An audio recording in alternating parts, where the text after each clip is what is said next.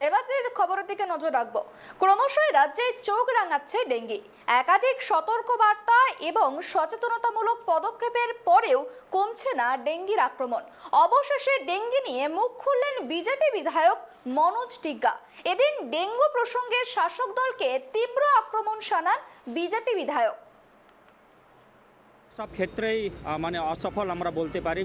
এর আগে আমরা যখন বিধানসভা চলছিল, আমাদের মনসুন সেশন যখন চলছিল, আমরা কিন্তু ডেঙ্গু নিয়ে আলোচনা চেয়েছিলাম বিধানসভায়, আমরা মুলতবি প্রস্তাবও দিয়েছিলাম। কিন্তু সরকার এই যেগুলো সিরিয়াস ব্যাপারগুলো আছে সেগুলোকে সরকার এড়িয়ে যেতেছে, তাই ডেঙ্গু নিয়ে কোনো বিধানসভায় আলোচনা হয়নি। ডেঙ্গুতে প্রচুর লোক মারা গেছে এবং এখনও অনেক হসপিটালে ভর্তি আছে, মানুষ সঠিকভাবে চিকিৎসা পাচ্ছে না। কিন্তু যেটা গুরুত্বপূর্ণ যে জিনিসগুলো থাকে, সেই জিনিসগুলোকে রাজ্য সরকার এড়িয়ে যেতে চায়, কোনো আলোচনা করতে চায় না। কেন আলোচনা করলে সরকারের যে মুখোশ যেটা আছে সাধারণ মানুষের কাছে খুলে যাবে, তাই সরকার এই ধরনের আলোচনা থেকে সরিয়ে যেতে চায়। এবং ডেঙ্গু এখন বলতে গেলে রাজ্যের সবচেয়ে বড় সমস্যা, কিন্তু সরকার উদাসীন। এই ব্যাপার নিয়ে ঠিকঠাক কোনো পদক্ষেপ নিচ্ছে না বর্তমান সরকার।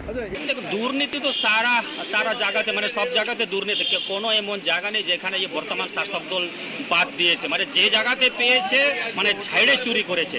তো সেখানেও যে মহিলা সমবায় ব্যাংক আলিপুরদুয়ার, সেখানে বিশেষ করে আমরা বলতে পারি 15 থেকে 18 পর্যন্ত এই 3 বছর কিন্তু কোনো মানে নির্বাচিত বোর্ড ছিল না। সেখানে অবাধ সেখানকার ম্যানেজার এবং স্টাফরা চুরি করেছে।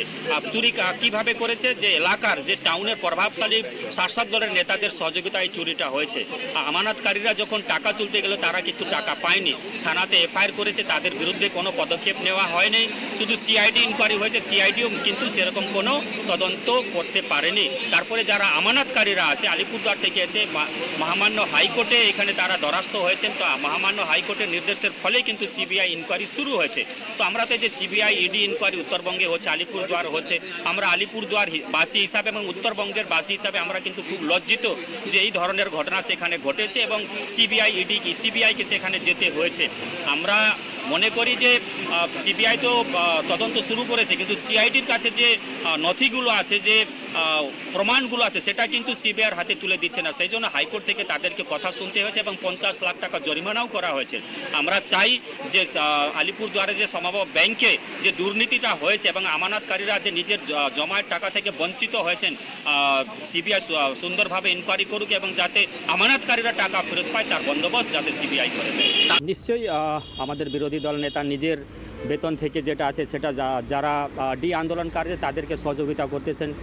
আর আমরাও বিধায়ক আছি, এবার বিধায়করাও তো দলের ঊর্ধ্বে না। দলের যা ডিসিশন হবে, দলের যা ফয়সলা হবে, সেটা আমরা নিশ্চয়ই মানব। দল যদি আমাদেরকে নির্দেশ দেয় সহযোগিতার জন্য, সেটা আমরা নিশ্চয়ই এগিয়ে যাব। কিন্তু আমরা দলের ঊর্ধ্বে না, দল যেটা বলবে সেটাই আমরা করব।